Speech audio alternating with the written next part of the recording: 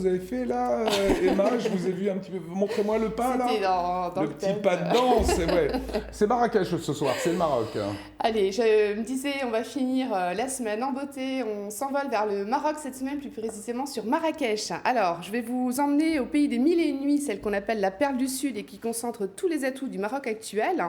Alors, en effet, sa médina aux traditions ancrées offre aux voyageurs un véritable havre de paix dans lequel vous vous réfugierez en poussant la porte des riads. Vous connaissez la grande place de Marrakech? Oui, Jemaa el-Fna. Voilà, la place Jemaa el-Fna avec des magnifiques terrasses. Vous serez surpris par les charmeurs de serpents.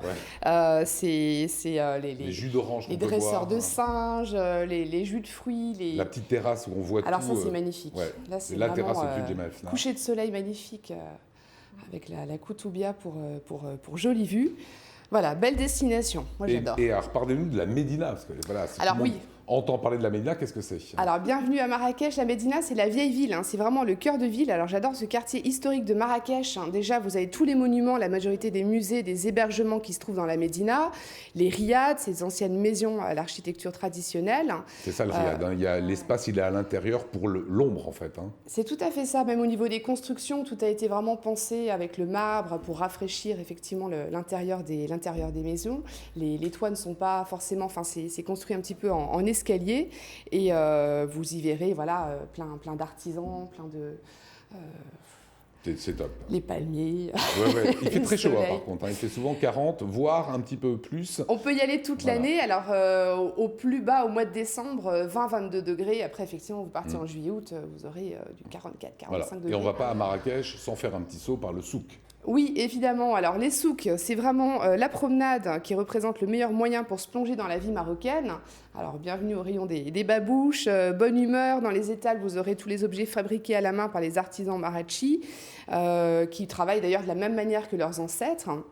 Donc, qui travaillent le cuir. D'ailleurs, ça sent souvent, les odeurs de cuir sont très fortes quand on s'y promène. Ça sent bon le cuir, ça sent bon les épices. Voilà, il y a également les pharmacies locales, les herboristeries. C'est vrai. Pour rentrer, il y a des grands bocaux. Alors, on vous dit, ça c'est pour le mal de tête, ça c'est pour le mal de ventre. Et si on a envie un petit peu de prendre soin de soi, destination aussi idéale, bienvenue au paradis. Alors effectivement, c'est la ville propice au bien-être. Nombreux spas sont installés dans la plupart des grands hôtels, mais également des hammams locaux, avec donc l'huile d'argan, l'olive, la figue de barbarie. Là, on voit le rituel du bain turc, du hammam, avec savon noir et essence d'orange. Tout est propice vraiment à la détente après une bonne journée de visite. On peut se relaxer. Vous connaissez Julie Oui, j'ai déjà été à Marrakech. Ouais. Vous avez fait le hammam, vous avez fait le tatouage au henné. J'ai fait des massages. Je me suis pas risquée au reste. Voilà, mais vous pourrez y retourner. Alors le petit plus ce soir. Alors mon petit plus, c'était quoi? C'était justement vous inviter à faire une expérience magnifique. On ne peut pas aller à Marrakech sans aller dormir dans un riad. Ouais. Alors quand vous arrivez devant cette grande maison, seule la grande porte en bois massif permet peut-être de vous laisser deviner ce qu'il y a à l'intérieur. Mais souvent, rien ne permet de savoir qu'à l'intérieur, une vraie oasis de fraîcheur vous attend, avec souvent un bassin, une piscine, un coin de verdure, un grand patio central, une architecture locale pleine de mosaïques, de porcelaine. C'est vraiment l'expérience marocaine pour vivre de A à Z avec une famille. Alors souvent, moi, je vous invite à essayer de participer aux cours de cuisine, à la réalisation du tagine, du couscous. Les familles sont vraiment très accueillantes, très adorables. C'est un super pays, le Maroc. C'est très très sympa. Voilà, il y a d'autres villes, Essaouira, etc. Ça fera l'objet d'une prochaine chronique. Et on veut partir maintenant, la bonne astuce? Si on veut partir maintenant, ça tombe bien parce qu'au départ d'Alsace, on a plusieurs vols. Alors au départ de Belle-Mulhouse avec EasyJet, des vols directs 3 fois par semaine.